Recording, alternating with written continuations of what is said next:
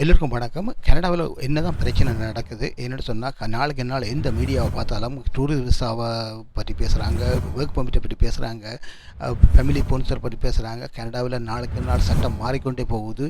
கடைசியாக நடந்தது என்ன, ஸ்டூடோ பேசியது என்ன, அதை பற்றி தான் தெளிவாக பார்க்க போகிறேன். மறக்காமல் சப்ஸ்கிரைப் பண்ணிவிட்டு வீடியோக்குள்ளே போங்க. வாங்க வீடியோக்கு போகலாம்.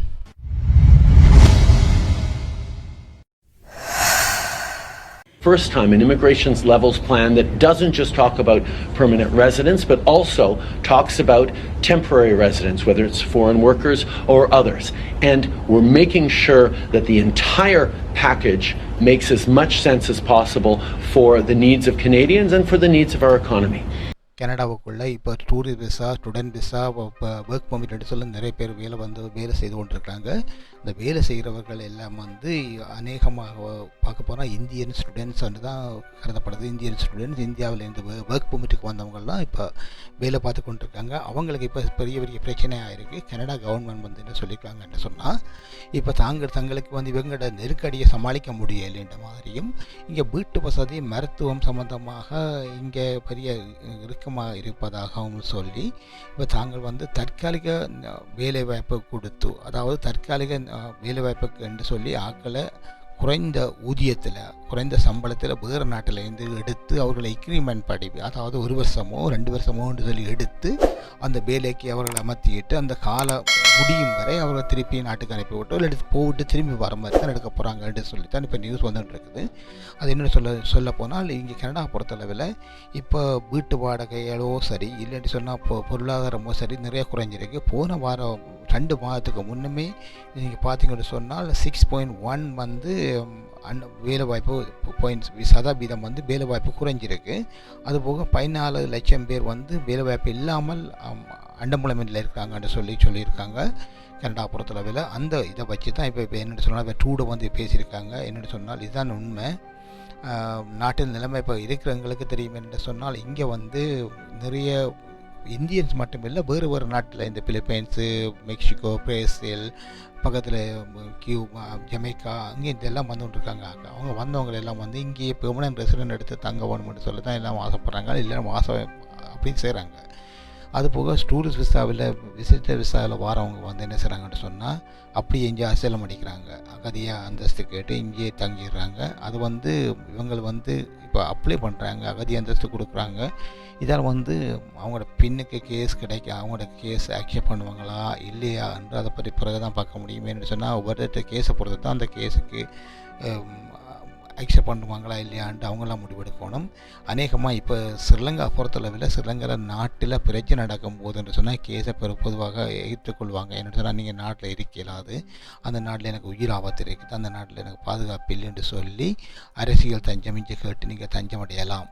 ஆனால் இங்கே விசாவில், டூரிஸ்ட் விசாவில் நீங்கள் இங்கே தங்கி இப்படி எனக்கு விசிட்டர் விசாவில் தான் இங்கே அசூலம் அடிக்கிறேன்னு சொன்னால், நீங்கள் நாட்டுக்கு, அதாவது கனடியன் அரசாங்கத்தை நீங்கள் ஏமாற்றி வர மாதிரி தான் இருக்குது என்னை பொறுத்தளவில். காரணம் நீங்கள் வரும்போது சைனெல்லாம் பற்றி தான் வாரீங்கள் என்று சொன்னால், நான் சௌரங்களை பார்க்க வரேன், சொந்தக்காரரை பார்க்க வரேன் என்று சொல்லி தான் வாரீங்கள். இங்கே வந்த உடனே நான் இங்கே நிற்க போகிறேன்னு சொல்லி தங்கினா அது அரசாங்கத்தை நீங்கள் ஏமாத்துகிற மாதிரி தான் செய்து வாரீங்கள்.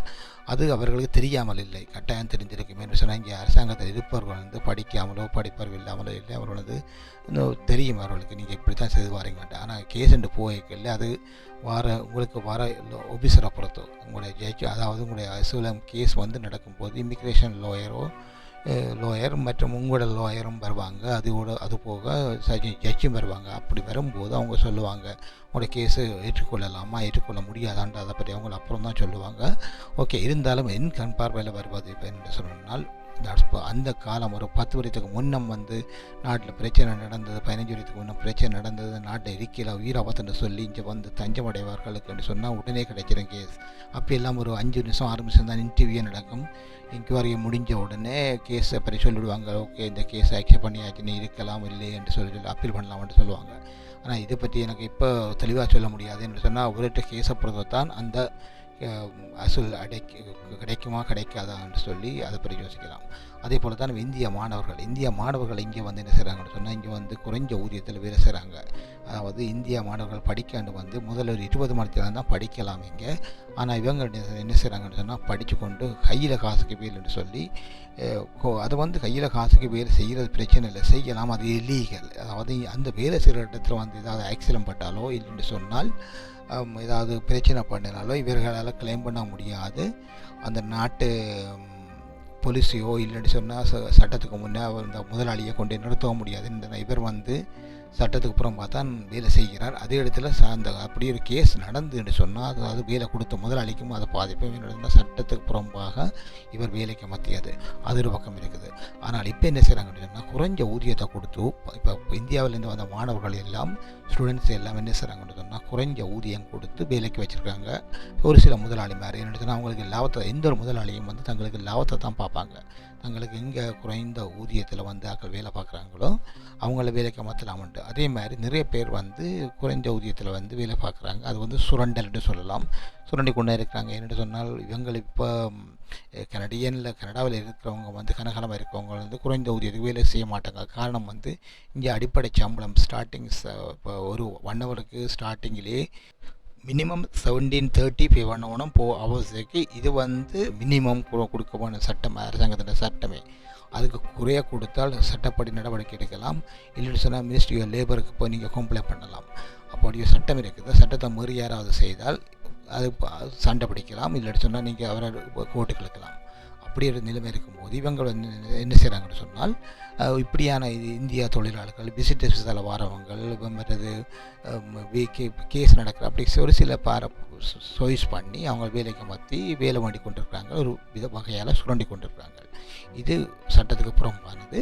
2 பக்கத்துக்கும் நட்டம். இது அரசாங்கத்துக்கு நட்டம், வேலை செய்கிறவங்களுக்கு நட்டம். ஏன் அரசாங்கத்துக்கு நட்டம் மட்டும் சொன்னால் அரசாங்கத்துக்கு டேக்ஸ் ப்ராப்பர்லியாக போய் சேருவதில்லை ஒன்று. 2வது தொழிலாளர்களுக்கும் ஒழுங்கான சம்பளம் கிடைப்பதில்லை. இது ஒன்று. அது போகட்டும். இப்போ விசிட்டர் விசாவில் வரவங்களை பார்ப்போம். விசிட்டர்ஸ் விசாவில் இங்கே வரவங்களுக்கு என்ன நடக்குதுன்னு சொன்னால் இதில் நடுவில் சம்பாதிக்கிறது வந்து புரோக்கர் மாதிரி தான். அங்கே ஸ்ரீலங்காலேயோ இந்தியாவிலேயோ இருக்கிற புரோக்கர் மாதிரி என்ன செய்கிறாங்கன்னு சொன்னால் ஆசை வார்த்தை காட்டி இங்கே வந்து பெரும்பாலும் நல்ல வேலை செய்யலாம், நல்லா சம்பாதிக்கலாம். இங்கே போனால் உடனே போனோடனே பிஆர் கிடைக்கும். அது பிறகு 2 வருஷம் சிட்டிசன் அப்ளை பண்ணலாம் அப்படின்லாம் சொல்லி நல்லா பிரெயின் வாஷ் பண்ணி தான் இங்கே அனுப்புகிறாங்க. இங்கே ஒரு சிலம் வராமல் இல்லை, எல்லாம் நிறைய பேர் இப்படி தான் வராங்க.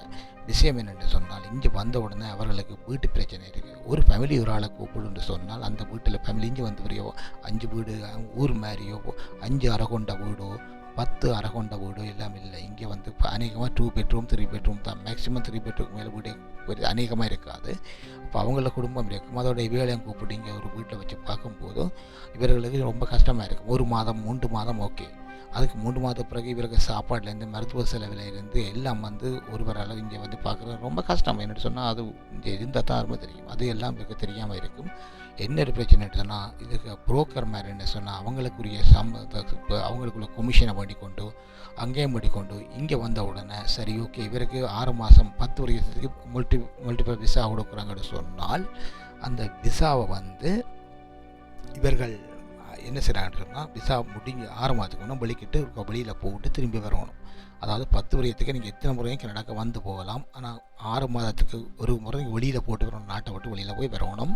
அது முறைப்படி நடக்கணும். இல்லைன்னு சொன்னால் அவங்களோட ஓஎஸ்டேன்ட்டு போடுவாங்க, கேஸ் போட்டுருவாங்க. இல்லைன்னு சொன்னால் நீங்கள் அடுத்த முறை வரும்போது கஸ்டம் போர்டரில் உங்களை கேள்வி வைப்பாங்க, ஏர்போர்ட்டில் உங்களை கேள்வி வைப்பாங்க, ஏன் நீ லேட் ஆனது என்னத்துக்காண்டி போகிறான்ட்டு கொண்டுவாங்க. அது ஒரு பக்கம் இருக்கட்டும். ஓகே இப்போ என்ன நடக்க போகுதுன்னு சொன்னால் இப்போ நீங்கள் விசிட்டர் விசாவில் வந்து இங்கே நீ அகதியாக பதிகிறது இருந்தால் கட்டாயம் நீங்கள் லோயரை வைக்கணும். லோயரை வைக்கணும்னு சொன்னால் லோயருக்கு சும்மா இல்லை. இங்கே 5000க்கு மேலே மினிமம் $5000 நீங்கள் லோயரை கொடுக்கணும். காரணம் வந்து உங்களை லோயர் வந்து அங்கே வாதாடி நீங்கள் வெல்றாரோ தோக்குறீங்களோ அது பிரச்சனை. அவருக்குரிய சம்பளம் அங்கே போயிடும். $5000 $6000 அது நீங்கள் கொடுத்தே ஆகணும். கேஸ் தோற்றாலும் பரவாயில்லை, வின் பண்ணாலும் பரவாயில்லை. அப்படி ஒரு பிரச்சனை இங்கே இருக்குது. அதுவும் உங்களை செலவெல்லாம் நீங்கள் கொடுக்கணும். பெரும்பாலும் உங்களை கூப்பிடுற சகோதரங்களாக இருக்கலாம், இல்லாட்டி சொன்னால் ஃபேமிலியாக இருக்கலாம். அவங்க இதை பார்த்துக்கொள்வாங்க. பிரச்சனை இல்லை. $6000 $5000 கொடுத்து கூப்பிட்டாலும் கேஸ் வின் பண்ணணும். ஆனால் நாட்டில் ஒரு பிரச்சனை நடந்தால் அந்த நேரம் நீங்கள் அகதி அந்தஸ்து கேட்டால் கட்டாயம் கொடுப்பாங்க. இப்போ சூழ்நிலையில் இங்கே இப்போ எல்லாம் முறுக்கி போயிருக்குது. என்னென்னு சொன்னால் இப்போ படிக்கிற மாணவர்கள் வந்து ப்ரொட்டஸ்ட் செய்கிறாங்க. இந்தியாவிலேருந்து வந்து ரோட்டாக எல்லாம் கொடியை பிடிச்சி கொண்டு திரிகிறாங்க. என்னென்னு சொன்னால் இங்கே வந்து வேலை வாய்ப்பு இல்லை, இருக்க வீடு வசதி இல்லை. அநேகமாக அந்த சிங் ஆக்கள் தான், பஞ்சாப்காரெல்லாம் வந்து அவங்களோட கோயில் வழியாக தங்கியிருக்கிறாங்க. என்னென்னா வீடு வாடகை கொடுக்க கஷ்டம், அதனால் அவங்களோட கம்யூனிட்டியாக சேர்ந்து இப்படியான வேலை செய்கிறாங்க. நம்மளே ஆக்கள் அப்படி இல்லை. என்னென்னு சொன்னால் நம்மளே ஆக்கள் வந்து எட்டிக்கு போட்டி நான் கூட வா நீ கூட வான்னு சொல்லி இப்போ எல்லாம் சண்டே சச்சரவமாக தான் இங்கே இருக்கிறாங்க. இருந்தாலும் அவங்க கொஞ்சம் ஒற்றுமை இருக்கிறபடியாக அவங்களுக்கு ஒரு உதவி செய்து கொண்டிருக்கிறாங்க. ஒரு வீட்டில் 5 பேர் 6 பேர் 7 பேர் தங்கியிருக்கிறாங்க. சில ஸ்டூடெண்ட்ஸ் வந்து வீட்டை ரெண்ட் பண்ணி கிட்டத்தட்ட 10 ஸ்டூடெண்ட்ஸை சேர்ந்து ஒரு வீட்டை ரெண்ட் பண்ணி பேஸ்மெண்ட்லேருந்து மேலேயும் கீழேயுமாக வாடகை கொடுத்துருக்குறாங்க. அப்படி 10 பேர் தங்கியிருக்கிறதும் எல்லோரும் வீடு வாடகை கொடுக்க மாட்டாங்க. என்னென்னா தண்ணி பிரச்சனை, கரண்ட் பிரச்சனை எல்லாம் வந்து பிரச்சனை வந்துடும். இவங்க வேலை இல்லாமல் இருக்கிறது வீட்டு ஓனருக்கும் பெரிய பிரச்சனையாக இருக்கும். காரணம் வந்து வாடகை கொடுப்பாங்களா என்ற சந்தேகம் இருந்தது. வேலை இல்லாமல் எப்படி இவர்கள் வாடகை கொடுப்பார்கள் பிரச்சனை இருக்குது. அதையும் யோசிச்சு தான் வீடு வாடகை கொடுப்பாங்க. பெரும்பாலும் ஸ்டூடெண்ட்ஸ் என்று சொன்னால் வாடகைக்கு கொடுப்பதற்கு வீட்டு முதலாளிமார் ஒத்துக்கொள்ள மாட்டாங்க. என்னென்னா வேலை இல்லாதவால் இவங்களை எப்படி எங்களுக்கு வாடகை கொடுப்பாங்க, இதால் பெரிய பிரச்சனைகள் இருக்கும், கேஸ் போலீஸ் கேஸ் என்றெல்லாம் போகணும்னு சொல்லி அதை தவிர்த்து கொள்வாங்க. அதால் நிறைய பிரச்சனைகள் இங்கே நடக்குது. ஸ்டூடெண்ட்ஸ் வந்து இந்தியா ஸ்டூடெண்ட்ஸ் வந்து நிறைய கஷ்டப்படுறாங்க. அது உண்மை. என்னென்னு சொன்னால் இங்கே இருக்கிறவங்களுக்கு தெரியும். அது உண்டு. 2வது டூரிஸ்டாகவும் அப்படித்தான். இங்கே வந்து ஒரு வீட்டில் தங்கியிருந்தோண்டு நீங்கள் ஒரு 6 மாதம் தங்கியிருக்கலாம். பிறகு நாளைக்கு இங்கேயே போகணும்னு கொண்ட கட்ட நீங்கள் ஒரு செப்பரேட்டாக ரூம் எடுத்து போகணும், அதுக்கு வாடகை கொடுக்கணும், ஒரு வேலை பார்க்கணும். அப்படி நீங்கள் அகதி அந்தஸ்து பதிஞ்சா கூட உங்களுக்கு ஒரு டெம்பரரி பெர்மிட் தருவாங்க, வேலை செய்யலாம், மெடிக்கலுக்கு காட்டலாம், அந்த இமிக்ரேஷன் போகணுன்னு உங்களை போட்டு ஓட்டி தருவாங்க நினைக்கிறேன். அது போக அதை காட்டி நீங்கள் வேலை செய்யலாம். வேலை செய்து கொண்டு உங்களை மெடிக்கல் கேஸுகளை தான் நீங்கள் தான் பார்க்கணும். உங்கள் மெடிக்கலுக்கும் அது கவர் பண்ண நினைக்கிறேன், அது கவர் பண்ணணும். அது போக உங்களோட லோயர்கிட்ட காசுகள் சரி, வாடகை சரியாக எல்லாம் நீங்களாம் கொடுக்கணும். அப்படி ஒரு பிரச்சனை இருக்குது. கேஸ் வின் பண்ணினால் அப்படி இல்லைன்னு சொன்னால் அவங்க நாட்டை விட்டு போகணுன்னு சொன்னால் போகணும். இப்போ சூழ்நிலையில் இந்த அகதி அந்தஸ்து கோர்றாக்களுக்கு எல்லாம் இனி என்ன நடக்கும் நான் சொல்ல தெரியலை. என்னென்னு சொன்னால் இப்போ எல்லா பக்கத்தையும் முறுக்கி கொண்டு வராங்க. சனத்தொகை கூடியிருக்கு, சனத்தொகை கூடிக்கொண்டு வருகிறது. வேலை வாய்ப்பு இல்லை, பொருளாதாரம் பொருள்கள் எல்லாம் நிறைய விலை கூடிக்கொண்டு போகுது. காரணம் வந்து சனத்தொகை கூட வேலை வாய்ப்பு இல்லை, வேலை வாய்ப்பு இல்லாதபடியால் பொருளாதாரம் கீழே போய் கொண்டிருக்கு அப்படின்னு சொல்லி கொண்டிருக்காங்க. அதனால தான் சட்டத்திட்டங்கள்லாம் மாறிக்கொண்டிருக்கு.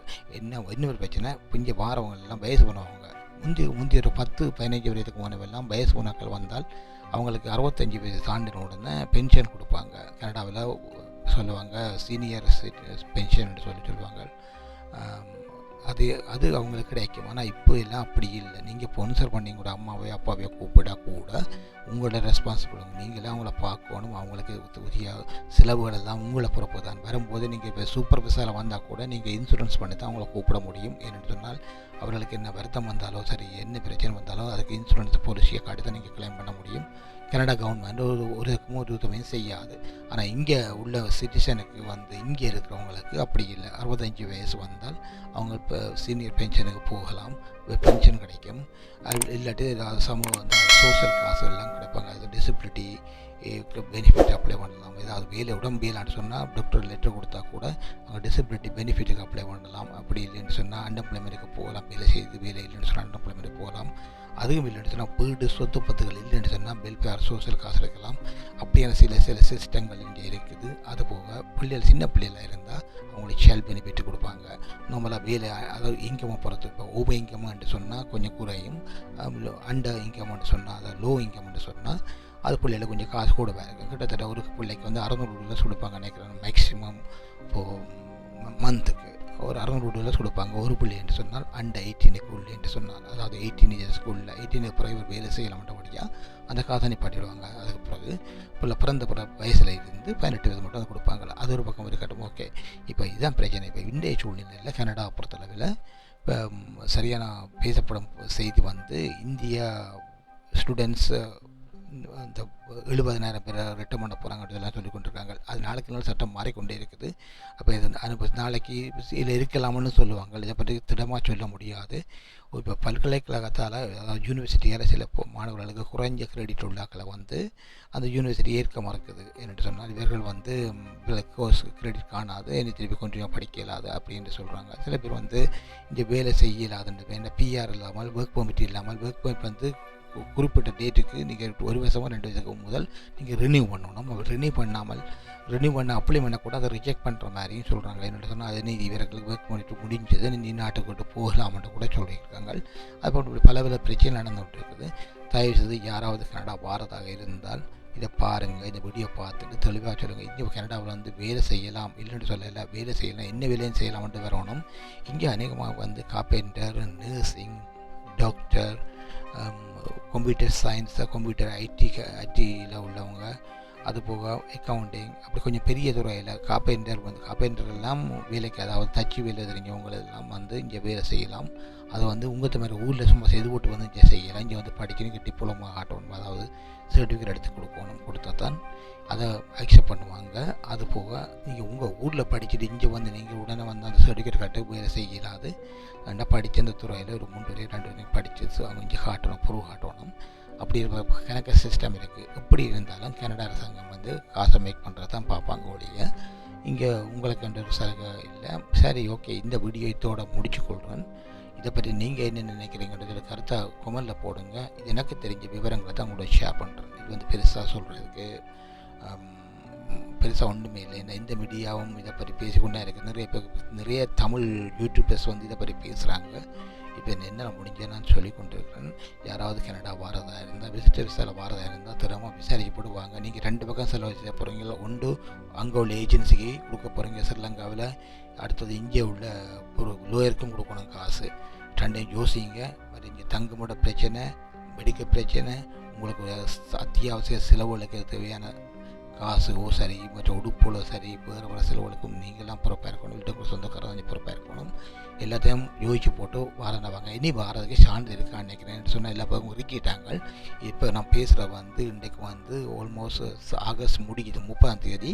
இதுக்கு பிறகு என்ன நாளை சட்டம் உங்களுக்கு இருக்கிறாங்களோ தெரியாது. சரி, யாராக எப்படி இருந்தாலும் இந்த நியூஸ் உங்களுக்கு ஒரு நல்ல ஒரு செய்தியை தந்திருக்கும்னு நினைக்கிறேன்.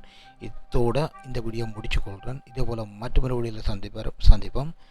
அது வரைக்கும் நன்றி, வணக்கம்.